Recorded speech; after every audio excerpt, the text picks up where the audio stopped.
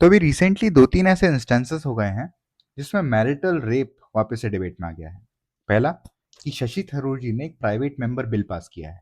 उस private member bill introduce किया है। उस प्राइवेट मेंबर बिल में उनने मैरिटल रेप एक्सेप्शन को रिमूव करने की बात करी है। Secondly there is a series rounding about in the internet that is चिरैया, जिसमें मैरिटल रेप की बात करी है और मैरिटल रेप को कंडेम किया है।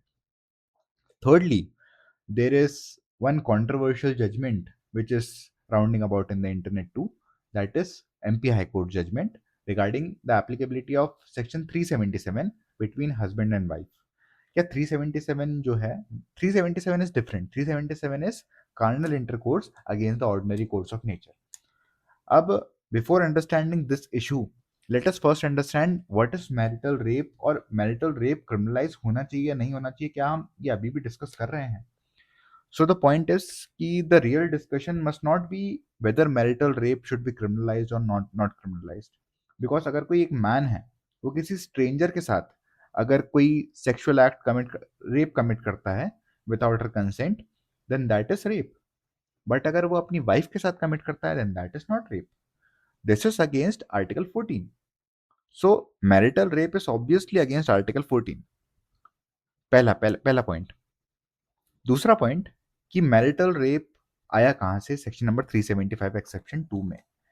तो marital rape firstly came from the ghost of Matthew hello. जब भी आप किसी जजमेंट में देखोगे तो सबसे पहले घोस्ट ऑफ मैथ्यू हेल लिखा रहेगा. क्यों? क्योंकि Matthew Hale is a person who has endorsed the idea of doctrine of coverture. Doctrine of coverture क्या होता है कि इंग्लैंड में हस्बैंड एंड वाइफ को सेम एंटिटी मानी जाती है. काफी चीजों में husband and wife are same personalities, काफी चीजों में.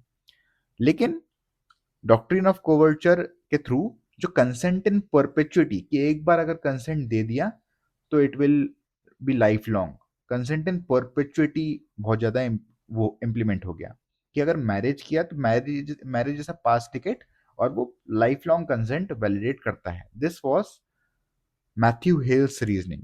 मैथ्यू हेल ने इसको इंट्रोड्यूस किया. मैथ्यू हेल एक्सेप्शन 2 लाए. लेकिन जो एक्सेप्शन 2 है, एक आर वर्सेस आर का जजमेंट था इंग्लैंड में. आर वर्सेस आर के जजमेंट में इट वॉज हटा दिया गया. ये जो एक्सेप्शन था उसको हटा दिया गया. देन इसके बाद भी 1991 में हटाया. अपने क्रिमिनल लॉ के बुक्स में सेक्शन 375 में ये जो एक्सेप्शन है अभी भी एग्जिस्ट करता है और इंग्लैंड में अभी एग्जिस्ट नहीं करता है. तो this is the actual position of marital rape at this present situation. अब डिस्कशन सिर्फ इतना चल रहा है कि सेक्शन 375 का जो एक्सेप्शन है, मैरिटल रेप एक्सेप्शन है, क्या उसको हटाना चाहिए, क्या उसको अनकॉन्स्टिट्यूशनल डिक्लेयर करना चाहिए, क्या लेजिस्लेशन के पास पावर है. तो दिक्कत कहाँ आ रही है? क्या हम इसको अभी नहीं हटा सकते हैं? तो दिक्कत आ रही है कुछ लॉजिकल रीजंस पे, जो कि दिल्ली मैं I am giving the reasons of Delhi high court, the split verdict that is RIT foundation versus union of India. Karnataka high court का जजमेंट है. There is MP high court judgment, Chhattisgarh high court judgment, Himachal Pradesh high court judgment. तो ये सारे judgements में बहुत सारी चीजें दी गई, उसका क्रक्स मैं बता रहा हूँ. तो मैरिटल रेप एक्सेप्शन को रिमूव करने में दिक्कत कहाँ आ रही है? तो there was a split verdict जिसमें एक जज ने तो इसको बोला कि marital rape exception is unconstitutional, उसको हटा देना चाहिए. जो कि बहुत ही प्रोमिनेंट रीजनिंग थी कि आर्टिकल 14 का वायलेशन, आर्टिकल 19 का वायलेशन, आर्टिकल 21 का violation, and it must be held unconstitutional. The reasoning which is to be known is the other part of the split verdict, जिसने बोला कि 372 का exception 2 is not unconstitutional. क्यों बोला ऐसा? There is a difference between removing an exception and removing or considering a section to be or article to be unconstitutional. तो किसी section को अनकॉन्स्टिट्यूशनल करना is different and removing an exception is different. क्यों? क्योंकि यहाँ पे जो अपन exception remove कर रहे हैं that is creating a substantive offence. पहले marital rape was not an offence, लेकिन जुडिशियरी उसको अनकॉन्स्टिट्यूशनल करके एक सब्सटेंटिव न्यू ऑफेंस क्रिएट कर रही है. Now we need to understand that ये जो मैरिटल रेप का एक्सेप्शन है जब सब्सटेंटिव ऑफेंस क्रिएट कर रही है, क्या जुडिशियरी के पास वो अथॉरिटी है to create a substantive offence? In India we are divided by institutions, and institutions works on the concept of separation of powers. Each body has its own powers. Legislation के पास power है loss बनाने का, judiciary के पास power है loss को interpret करने का, और एग्जीक्यूटिव के पावर है उसको इम्प्लीमेंट करने का। तो every institution is divided by its power. Judiciary can not formulate a new offence. तो जुडिशरी के पास ये पावर बहुत लिमिटेड पावर है। Of course article 142 do complete justice वो सब है, लेकिन it is the primary authority of legislation to do it. ये जो एक्सेप्शन है ये सिर्फ और सिर्फ लेजिस्लेशन का नहीं है, ये एक्सेप्शन है आप सभी लोग का। क्यों? क्योंकि legislation represents the will of the people. Will of the people, क्योंकि हम एक डेमोक्रेटिक सेटअप में वर्क करते हैं, तो everything is happening according to the popular notions of our country, everything is happening according to democracy. Legislation is working according to the will of the people. तो 375 exception is still persisting because legislation ने अभी उसको नहीं हटाया। Legislation has had a time जो it is a missed opportunity, जो कि new criminal law आया है उसमें भी उसको नहीं हटाया गया है। अब दिल्ली हाई कोर्ट में आरआईटी फाउंडेशन में यही बोल, RIT foundation versus union of India में दूसरा वर्डिक्ट यही था। अब जब अपन देखते हैं तो सेक्शन 375 एक्सेप्शन 2 में ये लिखा है, सेक्सुअल इंटरकोर्स और sexual act by man with his own wife, with a wife not being under the age of 15 years of age is not rape. It's not rape word लिखा है, ठीक है। और ये under the age of 15 years इसको हटा दिया गया है, इसको कर दिया गया है 18 years after the independent thought versus union of India वाले जजमेंट के थ्रू 2017 का।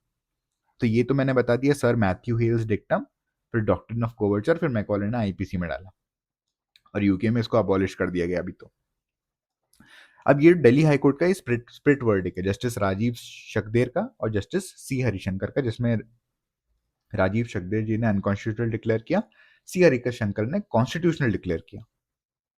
लेकिन दोनों जजेस ने certificate of leave to appeal to the supreme court allow कर दिया कि हाँ इस पे अपील होनी चाहिए, this must be decided by the higher court. तो सुप्रीम कोर्ट को डिसाइड करना है। अब एक और चीज जो बहुत प्रोमिनेंट है, क्या मैरिटल रेप आज की डेट में, क्या मैरिटल रेप का कोई रेमेडी अवेलेबल है?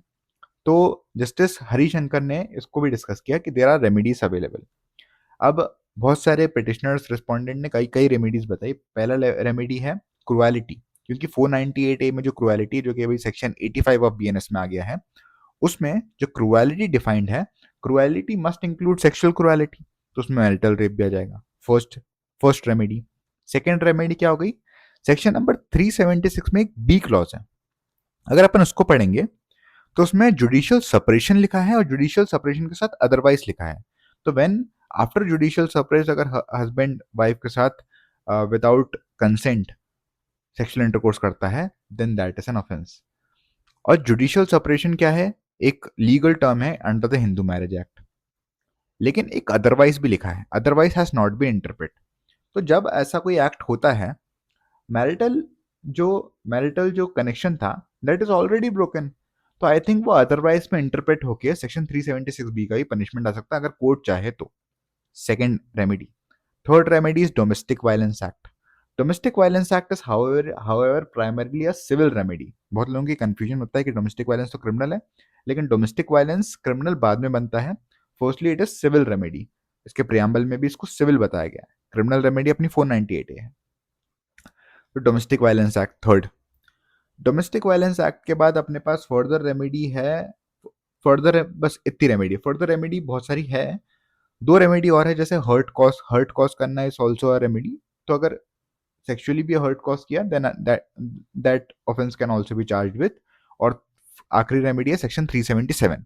अब 377 को लेके काफी डिस्प्यूट है। 377 इज ऐसा कोई एक्ट करना जो ऑर्डिनरी नेचर के खिलाफ है, carnal intercourse against the ordinary nature 377 बात करता है। 377 में कोई एक्सेप्शन नहीं है, तो ये भी इम्पोज किया जा सकता है। लेकिन अब इसकी जो लॉ है वो कई सारे हाई कोर्ट्स ने डिटरमाइन कर दिया है। Before coming into the actual law, Karnataka high court का एक बहुत ही बोल्ड सा जजमेंट है, जिसमें कर्नाटका हाई कोर्ट ने मैरिटल रेप के चार्जेस को हटाने से मना कर दिया, भले ही हस्बैंड ने वाइफ के साथ कमिट किया है। और ये चीज सुप्रीम कोर्ट ने भले ही स्टे कर दी जब तक डिसाइड नहीं होता, लेकिन Karnataka high court has taken a very bold and firm view कि मैरिटल रेप नहीं होना चाहिए। अब जुडिशरी कैनॉट मेक लॉ और judiciary cannot make a new offence, तो therefore Karnataka high court has limited power, still उन्होंने किया। सेकेंडली, अब आते हैं अपना मेन चीज में कि सेक्शन 377 का पैराडॉक्स है क्या। तो सेक्शन 377 से पहले अपने को सेक्शन 375 के हिस्ट्री पे आना है। 2013 से पहले 375 बहुत नॉर्मल मिनिमल रेप की डेफिनेशन देता था। पोस्ट 2013 एक ब्रॉडर रेप की डेफिनेशन हुई जिसमें 377 के सारे इंग्रेडिएंट्स जो कि एनल इंटरकोर्स वगैरह वो सेक्शन 375 में ही आ गया। तो 377 का कोई ऐसा औचित्य बचा नहीं, जो कि नवतेज सिंह जौहर वाले केस में और उसका कम हो गया। Of course bestiality, non consensual acts 377 में अभी भी आते हैं, तो सेक्शन नंबर 375 में काफी चीजें इंक्लूड हो गई। तो the reasoning given by these high courts are that ये सेक्शन नंबर 375 भी हस्बैंड एंड वाइफ की बात करता है। तो एक तरीके से हस्बैंड एंड वाइफ और सेक्शन नंबर 377 दोनों एक इकलौते हैं, सेम ऑफेंसेस हैं। तो फिर सेक्शन नंबर 375 में जो एक्सेप्शन है वो सेक्शन नंबर 377 में भी बाय इम्प्लीकेशन आ जाएगा। This is the reasoning given by the high courts. ये जो रीजनिंग है ये MP, Chhattisgarh, Delhi high court ने एंडोर्स की है। However Himachal Pradesh high court has not endorse this reasoning. Himachal Pradesh high court has held that section 377 का जो एक्सेप्शन है, सेक्शन 375 का जो एक्सेप्शन है वो सेक्शन 377 में इंपोर्ट नहीं किया जा सकता।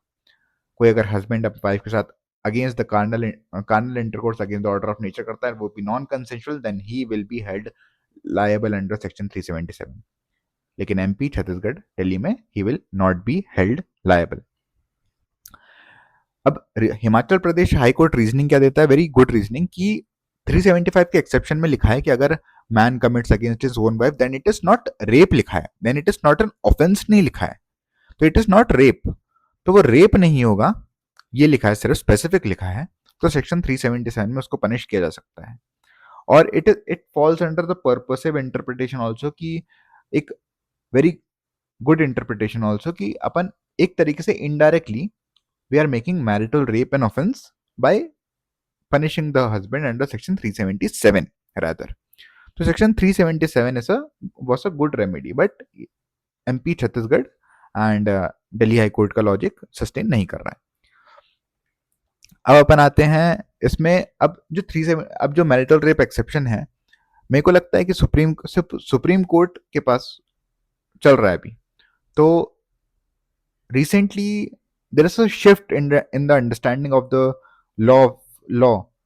क्या है वो, कि जो पुत्तस्वामी जजमेंट है, पुत्तस्वामी जजमेंट में there is a concept called privacy, और प्राइवेसी का एक इंट्रिंसिक पार्ट बॉडीली ऑटोनॉमी हो गया।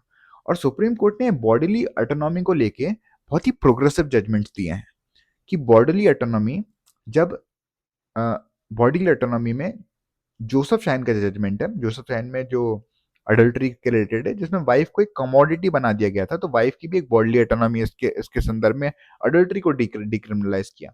नवतेज सिंह जौहर में भी बॉडीली ऑटोनॉमी लाके नवतेज सिंह जौहर का जजमेंट आया। Then we have marital rape, जो अभी तक डिसाइड नहीं हुआ है, but bodily autonomy and the reasoning given in Navtej Singh Johar, Joseph Shine, Puttaswamy can be used to interpret marital rape, और मैरिटल रेप को क्रिमिनलाइज किया जा सकता है। कई ऐसे देश है जिसमें मैरिटल रेप का एक्सेप्शन अभी भी एग्जिस्ट करता है, कई ऐसे देश है जिसमें मैरिटल रेप का एक्सेप्शन एग्जिस्ट नहीं करता है। Of course it is not the point of debate कि मैरिटल रेप क्रिमिनलाइज होना चाहिए नहीं होना चाहिए, लेकिन the real question, the real dispute here which is faced by the law makers is कि मैरिटल रेप को इम्प्लीमेंट कैसे करेंगे, उसका ट्रायल कैसे चलाएंगे, because it is accepted by the supreme court in various judgments कि 498A में बहुत सारे जो जजमेंट्स हैं वो कन्विक्शन तक नहीं पहुंचते, और 498A में फ्रिवलेस केसेस काफी ज्यादा हो गए हैं। तो ऐसे केसेस में अगर मैरिटल रेप आ गया, तो marital rape will also be one of those 498 cases जिससे जो marital rape as an offence की जो क्रेडिबिलिटी है वो कम हो जाएगी। तो marital rape is a very grave offence. दूसरा जो पिटिशनर्स आर्ग्यू करते हैं वो ये आर्ग्यू करते हैं कि जो कि अगर कोई स्ट्रेंजर कमिट करता है then that is rape, because rape is a very big word, but if a husband commits non-consensual sexual intercourse, then at what point the no button was pressed, how can we prove it? ऐसा एक argument भी दिया जाता है. तो the real question is about the evidences, because ये एक private space में होता है. तो प्राइवेट स्पेस में एविडेंसेस लाना is very very very difficult. So therefore, the laws of various other countries must be studied very properly कि वो इसको implement कैसे कर रहे हैं. वो एक different तरीका अपना रहे हैं. However, इसे कि अरे बहुत सारे देशों ने कर दिया, लेकिन the procedure adopted by them must also be adopted and a new law must be made. और जो न्यू लॉ बनेगा क्या वो जुडिशरी बनाएगा? नहीं, it must be made by the will of the people, by the legislation. तो this is the marital rape exception, और इस मैरिटल रेप एक्सेप्शन को ही हटाने की बात करी जा रही है. This is the global president, जो कि यूनाइटेड किंगडम की जब अपन बात करें, यूनाइटेड किंगडम ने आर वर्सेस आर जो मैंने बताया उससे हटा दिया गया. फिर उसके बाद हाँ, अभी सुप्रीम कोर्ट में चल रहा है. करंट स्टेटेड थ्री जज bench led by CJI DY Chandrachud is actively hearing Rishikesh Sahu versus State of Karnataka and the Delhi High Court appeals. तो जो कर्नाटका वाला बहुत ही प्रोग्रेसिव बोल्ड जजमेंट था, उसकी भी अपील हुई है. उसको मर्ज कर दिया दिल्ली हाई कोर्ट की जो स्प्लिट वर्डिक्ट था उसको लेके. और अब दो कोर क्वेश्चन जो सुप्रीम कोर्ट के सामने, does preserving the institution of marriage justify stripping of married women of her constitutional right of bodily autonomy. ये डिसाइड करना अभी सुप्रीम कोर्ट को बाकी है. दिस इज सब जुडिस.